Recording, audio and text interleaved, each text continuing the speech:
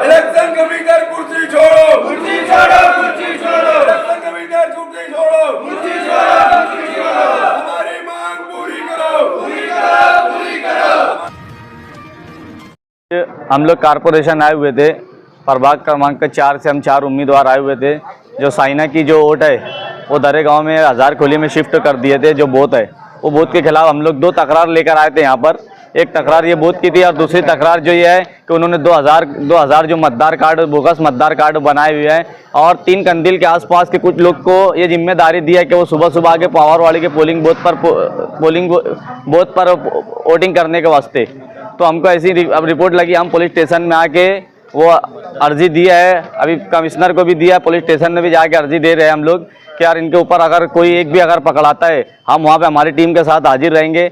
अब कोई किसी को भी पकड़ के हम वहाँ पुलिस के हवाले कर देंगे। उसके बाद आगे की जो कार्रवाई होंगी उसके जिम्मेदार खुद रहेंगे। जो मतदान डुप्लीकेट लेकर आकर मतदान करेगा तो उसका खुद जिम्मेदार वो रहेगा। जिस तरह आज जन्म दाखिले के मामले में लोग परेशान हैं, उससे ज़्यादा ये मामले में डुप्लीकेट मतदान कार्ड के उस वजह से परेशान रहेंगे। इसलिए मैं आवाम से अपील करता हूँ कि कोई भी ऐसा काम ना करे जिसकी वजह से उनको खुद तकलीफ हो। ये जो लीडर इनसे काम करा रहे हैं उनको बचाने नहीं आएगा, सालों उनको जेल में रहना पड़ेगा।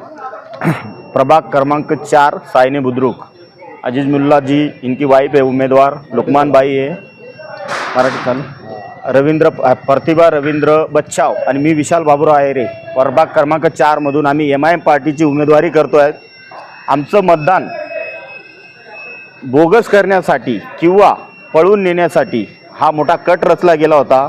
महापालिका प्रभाग अधिकारी गुरुकुल साहेब म्हणून आहेत, यांनी समोरच्या पार्टीशी मॅनेज करून आमचं जवळजवळ 3,300 मतदान मालेगाव अल्हेरा स्कूलमध्ये डायव्हर्ट केलं होतं आणि दरेगावचं मतदान सायन्यामध्ये केलं होतं।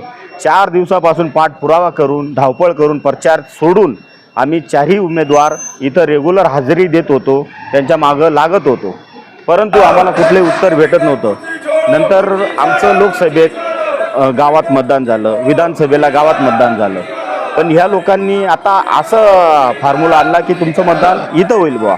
हे काय कारण? एकदम अचानक नगरपालिकेत हा कुठंतरी कट रचला गेला आहे की 6 किलोमीटर अंतरावर आमचं मतदान, ते पण 3300 लोक।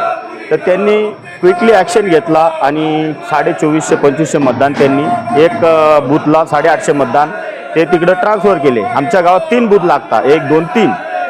तर आमचं राहिलेलं मतदान जे ते अल्हेरामध्ये तिथून आमच्या गावापासून 6 किलोमीटर अंतर पडतं। त्याच्या 40गाव फाट्यावर ब्रिजचं काम चालू असल्यामुळे ट्रॅफिक लागते, 2-2 घंटा लेट होतं। महानगरपालिका प्रशासन, महाराष्ट्र शासन सांगतं की वोट वाढवा, मतदान करा, पण मग आमचं मतदान रोखलं जातंय। हा कुठून न्याय आणला? आमचं म्हणजे रेडी मतदान आहे, नवीन वाढवायला लावता, नवीन मतदान करायला लावता, लोकांना जागृत करता, आणि जे चालू मतदान आहे ते कुठंतरी लंपास करण्याचा प्रयत्न चालू आहे। आणि आम्ही MIM पार्टीचे उमेदवार आहोत, समोरच्या पार्टीच्या नजरेत खटकत आहोत। त्यांना कुठंतरी काहीतरी वाटतंय, त्यांनी हे षडयंत्र 4 नंबर वार्डमध्ये रचलेलं आहे। इतर कुठल्याही वार्डमध्ये तो प्रॉब्लेम नाही, पण ह्याच वार्डमध्ये प्रॉब्लेम आहे। आणि आम्हाला कुठलाही अधिकारी, महानगरपालिकेचा अधिकारी रिस्पॉन्स देत नाही, उडवाउडीची उत्तरं देतात। त्याच्यासाठी आम्ही बहिष्कार करणार। कुठलंही मतदान आमच्या गावच्या बूथवरती आम्ही होऊ देणार नाही, दरेगावला होऊ देणार नाही।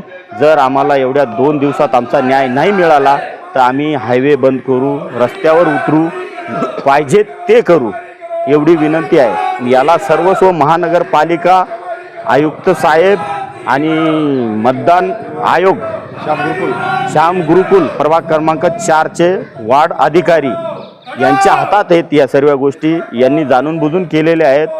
एवढंच निवेदन करतो साहेब, आमचं 15 तारखेला इलेक्शन आहे आणि आम्ही ते सोडून, प्रचार सोडून तुमच्या मागं फिरतो आहे।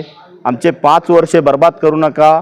आमच्या लोकांनी लय मेहनत केली आहे, तिथं स्वतःचे पैसे खर्च करून लोकांना वस्तू रोड बनवून दिले आहेत, मुरुम टाकून दिले आहेत। नगरपालिका कुठलाही विकास न करता स्वतःच्या पैशाने आम्ही लोकांचे खड्डे, नाले पडलेले तिथं मुरुम आणून रस्ते क्लिअर केलेले आहेत।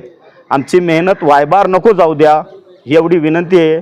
वरना आम्ही काही कुठल्याही स्तराला जाऊ शकतो, ही विनंती।